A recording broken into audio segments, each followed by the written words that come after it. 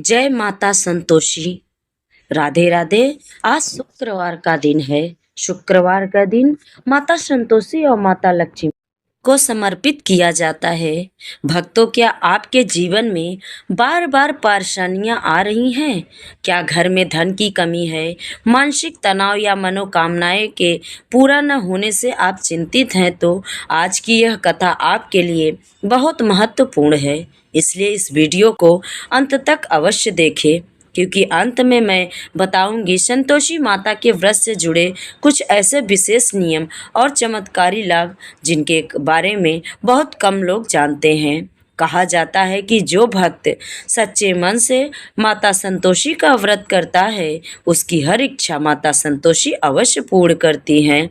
माता संतोषी अपने भक्तों को सुख, शांति, समृद्धि और संतोष का आशीर्वाद देती हैं। लेकिन कई बार लोग व्रत तो करते हैं, फिर भी उन्हें पूरा फल नहीं मिलता। इसका मुख्य कारण होता है व्रत के नियमों का सही जानकारी न होना। आज की इस कथा में आप जानेंगे कि माता संतोषी ने अपने भक्तों की कैसे रक्षा की, कैसे उनके दुख दूर किए और कैसे उनकी मनोकामनाएं पूर्ण की। यह कथा केवल एक कहानी नहीं, बल्कि आस्था, विश्वास और भक्ति की अद्भुत मिसाल है। भक्तों, कहा जाता है कि शुक्रवार के दिन माता संतोषी का व्रत करने से घर में सुख समृद्धि आती है, आर्थिक संकट दूर होते हैं और परिवार में प्रेम बढ़ता है। विशेष रूप से जिन लोगों के कार्य बार बार रुकते हैं या विवाह में बाधा आती है, उनके लिए यह व्रत अत्यंत फलदायी माना गया है। अगर आप भी माता संतोषी की कृपा पाना चाहते हैं तो वीडियो को बीच में छोड़कर बिल्कुल मत जाइए, क्योंकि कथा के अंत में मैं बताऊंगी कि व्रत के दौरान कौन सी गलती भूल कर भी नहीं करनी चाहिए और माता को कौन सा भोग सबसे प्रिय है। अब अपने मन को शांत करें, माता संतोषी का स्मरण करें और कमेंट में श्रद्धा से लिखे जय माता संतोषी। माना जाता है कि सच्चे मन से माता का नाम लेने मात्र से भी उनके आशीर्वाद आपको जरूर प्राप्त होता है। तो आइए बिना किसी देरी के शुरू करते हैं माता संतोषी की पावन, चमत्कारी और पूर्णदायी व्रत कथा, जिसे सुनने मात्र से मन को शांति मिलती है और जीवन में सुख समृद्धि का मार्ग खुलता है। जय संतोषी माता। अब कथा आरंभ करते हैं।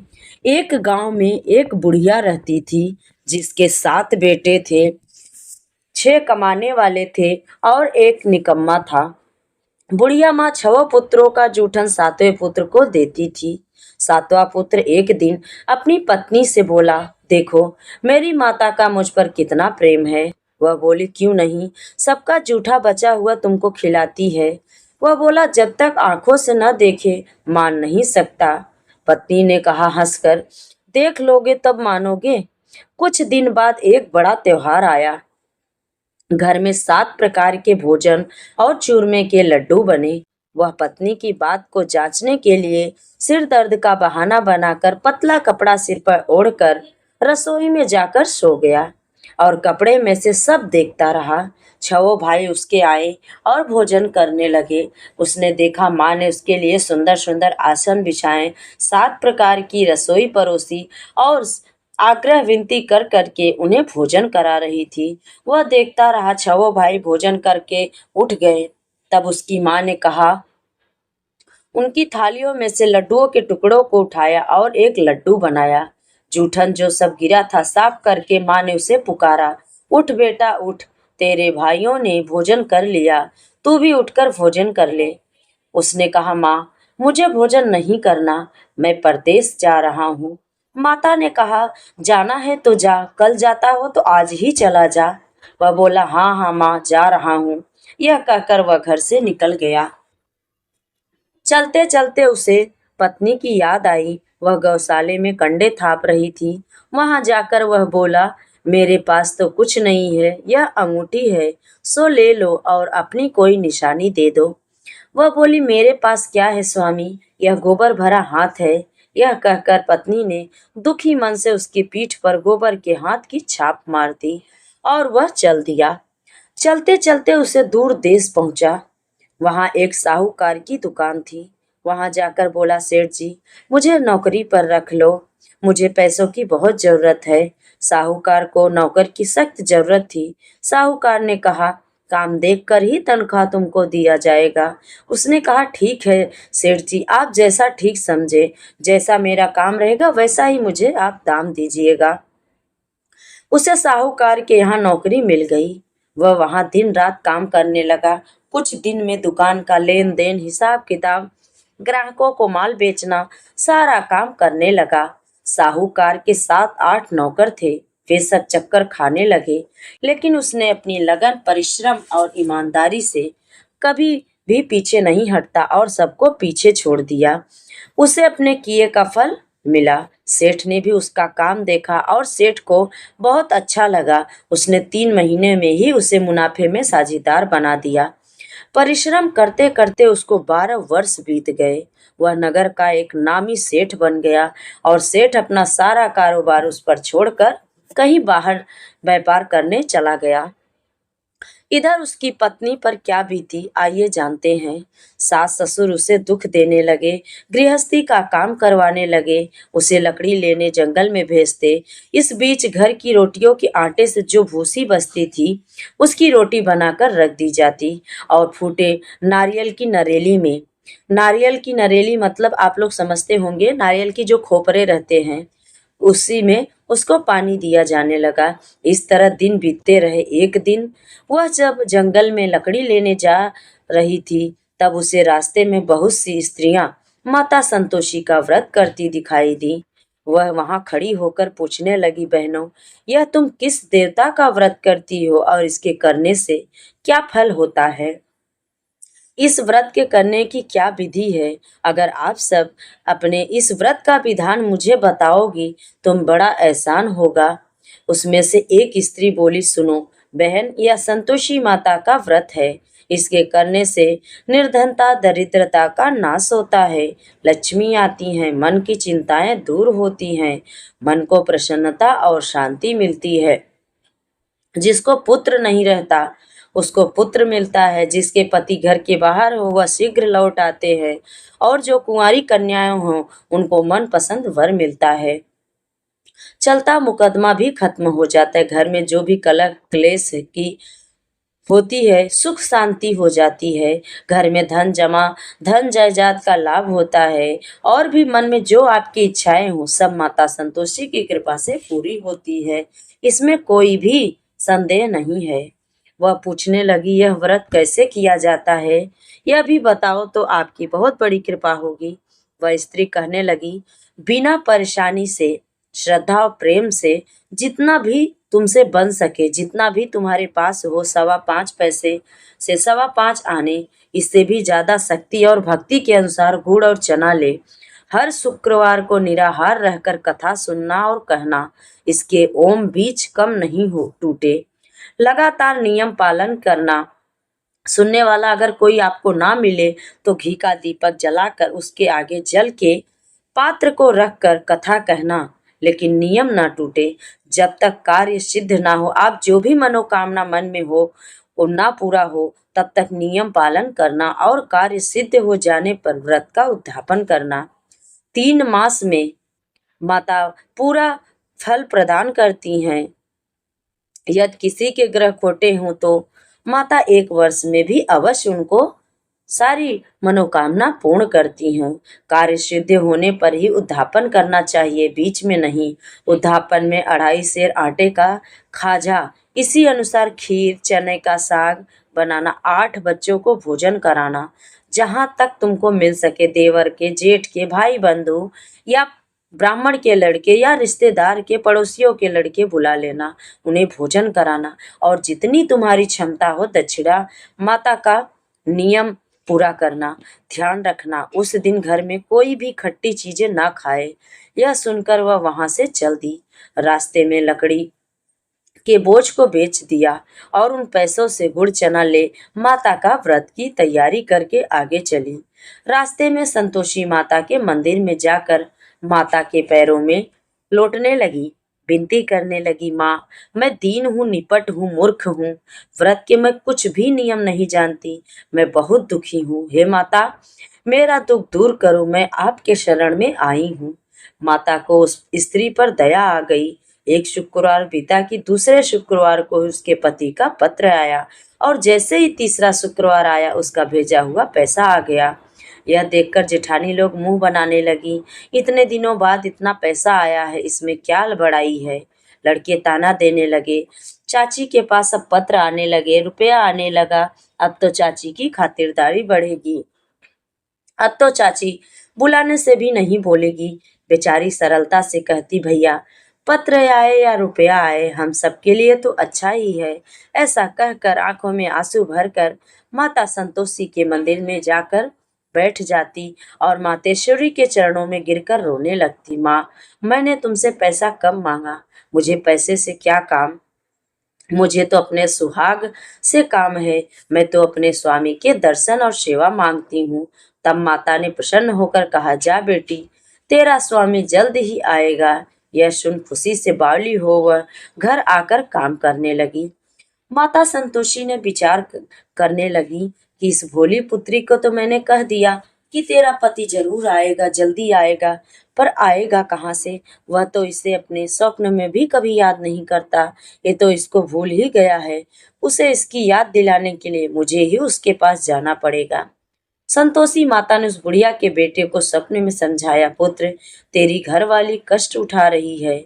यह वह बोला, हे माँ, यह तो मुझे भी पता है, परंतु क्या करूं, वहां कैसे जाऊं। यहाँ परदेश की बात है, लेन देन सारा हिसाब किताब बाकी है, कोई जाने का रास्ता नहीं दिख रहा। आप ही कोई राह दिखाए कि वहां मैं कैसे जाऊं। माँ कहने लगी, सवेरे नहा धोकर संतोषी माता का नाम ले, घी का दीपक जलाकर दांडवत कर और दुकान पर जाकर बैठ जा। देखते देखते तेरा लेन देन चुक जाएगा, जवा माल बिक जाएगा, साझ होते होते धन का ढेर लग जाएगा। वह अगले दिन सुबह जल्दी उठा। उसने अपने मित्र से बोले कि स्वप्न में माता द्वारा कही गई बात मैं तुम लोग को सुनाया है। वे सब उसकी बात सुनकर हंसने लगे, मजाक उड़ाने लगे। वे कहने लगे, कहीं कभी सपने की बात भी सच्ची होती है। पर उसी सब में एक बूढ़ा व्यक्ति था, वो बहुत समझदार था।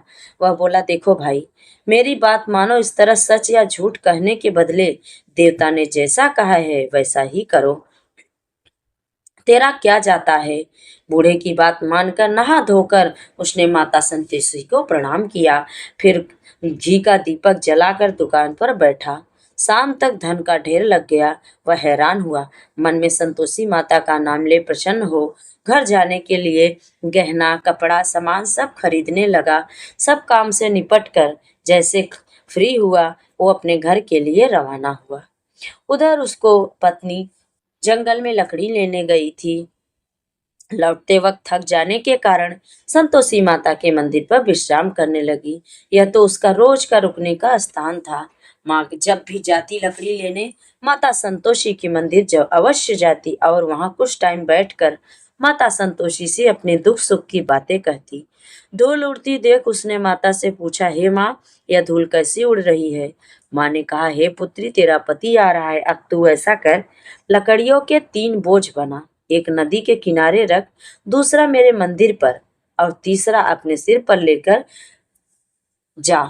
तेरे पति को लकड़ी का गट्ठर देखकर मोह पैदा होगा। वह यहाँ रुकेगा, नाश्ता पानी बनाकर खाकर माँ से मिलने अवश्य जाएगा। तू लकड़ी का बोझ उठाकर जाना और बीच चौक में गट्ठर डालकर 3 आवाज जोर से लगाना, लो सासू जी लकड़ियों का गट्ठर लो, भूसी की रोटी दो, नारियल के खोपरे में पानी दो। आज यह कौन मेहमान आया है। संतोषी माँ की बात सुनकर वह बहुत अच्छा कहकर माँ प्रसन्न मन से लकड़ियों के 3 बोझ बनाकर एक नदी के पर और दूसरा माता के मंदिर पर रख दिया। इतने में ही मुसाफिर वहां आ पहुंचा।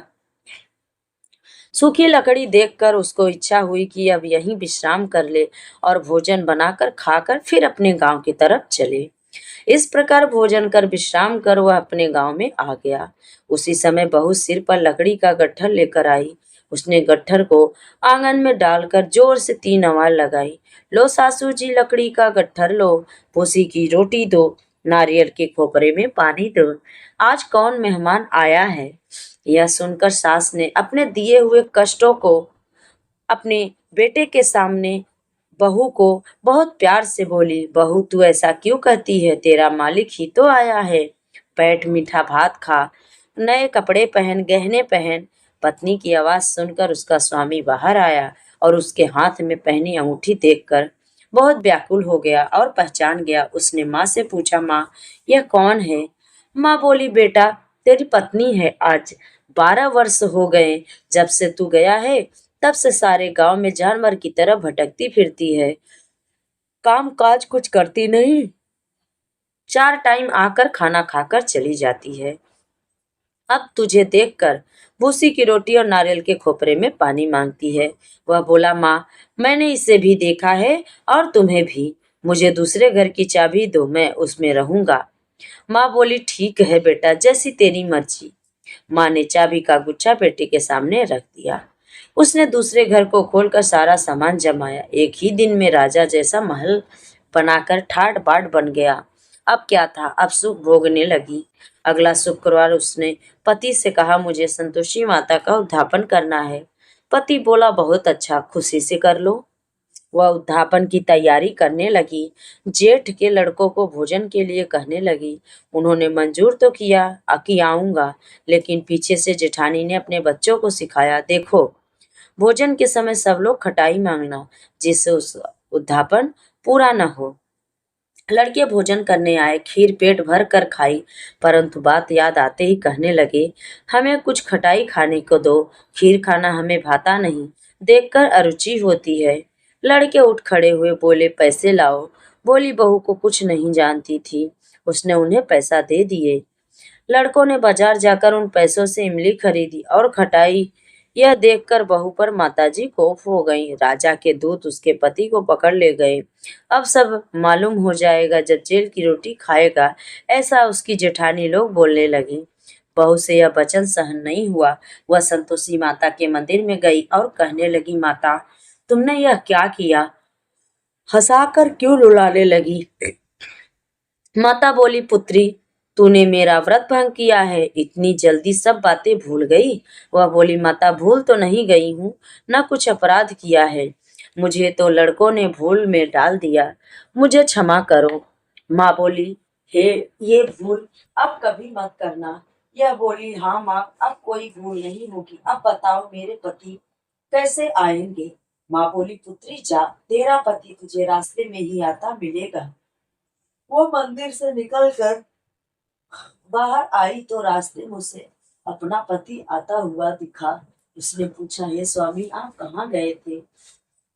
वह बोला, इतना जो धन कमाया हूँ उसका कर राजा ने मांगा था, वह भरने गया था। वह प्रसन्न होकर बोली, भला हुआ, अब घर चलो। फिर अगला शुक्रवार आया। वह बोली, मुझे माता का उद्यापन करना है। पति ने कहा, ठीक है करो। वह फिर जेठ के लड़कों से भोजन करने को कहने गई। जेठानी ने लड़कों को सिखा दिया कि तुम पहले ही खटाई मांगना। लड़के भोजन करने बैठे, लेकिन भोजन करने से पहले ही कहने लगे, हमें खीर पूरी नहीं खाता, जी बिगड़ता है, कुछ खटाई खाने को दो, हमें मीठा नहीं खाना। ये वह बोली, खटाई खाने को नहीं दूंगी, खाना है तो खाओ, नहीं तो उठकर चले जाओ। वो लोग उठकर चले गए। ब्राह्मणों के लड़के बुलाकर भोजन कराया। दक्षिणा की जगह उन्हें एक एक फल दिया। इससे संतोषी माता प्रसन्न हो गई। माता की कृपा से 9 बाह उसको चंद्रमा के समान एक पुत्र प्राप्त हुआ। पुत्र को लेकर वह प्रतिदिन संतोषी माता के मंदिर जाने लगी। एक बार संतोषी माता ने सोचा कि वह रोज आती है, आज क्यों ना मैं ही उसके घर पर चलूं, इसका थोड़ी भक्ति देखूं कैसी भक्ति है। वह विचार कर माता ने भयानक रूप बनाया। गुड़ और चने के सना मुख, मुंह ऊपर से मुख के समान होठ, उस पर मक्खियां भिनभिना रही थी। दहलीज में पैर रखते ही उसकी सास चिल्लाई, देखो रे देखो, कोई चुड़ैल आई है, लड़को इसे भगाओ नहीं तो सबको खा जाएगी। बहू रोशनदान से देख रही थी। वहीं से प्रसन्नता हो उठी, आज मेरी माता मेरे घर आई हैं। यह कहकर दूध पीते बच्चे को गोद उतार दिया। इस पर उसके सास ने क्रोध करके बोली, अरे राण, इसे देखकर कैसी उतावली हुई है, जो बच्चे को पटक दिया। इतने में माँ के प्रताप से जहां देखो सास को बच्चे ही बच्चे दिखने लगे। वह बोली, माँ माँ की व्रत करती हूँ, वह संतोषी माता हैं। इतना कहकर उसे झट से घर के सारे किवाड़ खोल दिए। सबने माता के चरण पकड़ लिए और विनती कर कहने लगे, हे माता, हम मूर्ख हैं, अज्ञानी हैं, तुम्हारे व्रत की विधि हम नहीं जानते। तुम्हारा व्रत भंग कर हमने बड़ा अपराध किया है माता, आप हमारे अपराधों को क्षमा करो। इस प्रकार बार बार कहने पर संतोषी माता प्रसन्न हुई। इसके बाद उसकी सास कहने लगी, हे संतोषी माता, आपने बहू को जैसा फल दिया वैसा सबको देना। जो यह कथा सुने या पढ़े उसकी मनोरथ अवश्य पूर्ण करना। प्रेम से बोलिए संतोषी माता की जय।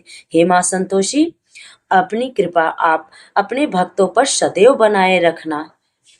आज की कथा में माता संतोषी ने जैसे उस बहू को अपना आशीर्वाद दिया, वैसे ही अभी अपने सभी भक्तों पर अपनी कृपा बनाए रखिए। प्रेम से बोलिए संतोषी माता की जय। आइए अब सुनते हैं माता लक्ष्मी की कथा। प्रेम से बोलिए लक्ष्मी नारायण की जय। बहुत समय पहले की बात है, जब पृथ्वी पर धर्म और सत्य का प्रभाव था। उस समय एक सुंदर नगर में एक धर्मप्रिय राजा राज्य करता था। राजा बहुत न्याय करने वाला और प्रजा की सेवा करने वाला था। उसके राज्य में सभी लोग सुखी और प्रसन्न रहते थे। राजा स्वयं भगवान विष्णु और माता लक्ष्मी का परम भक्त था। राजा के महल में हर शुक्रवार के दिन माता लक्ष्मी की विशेष पूजा होती थी।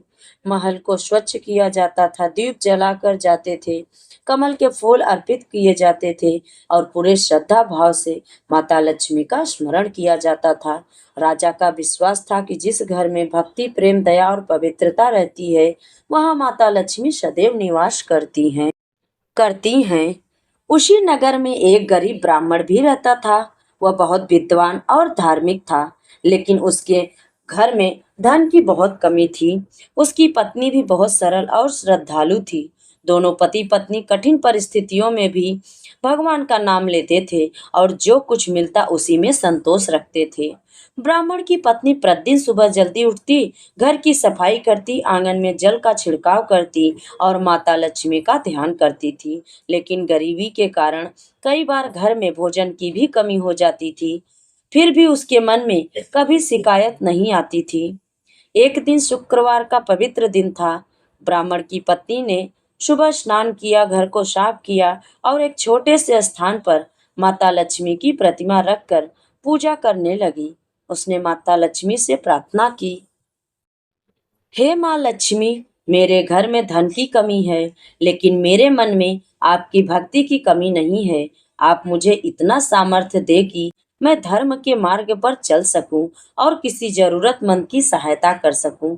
उसकी सच्ची प्रार्थना सुनकर माता लक्ष्मी प्रसन्न हुई। उसी समय माता लक्ष्मी ने सोचा कि इस भक्त की परीक्षा ली जाए कि इसका विश्वास कितना मजबूत है।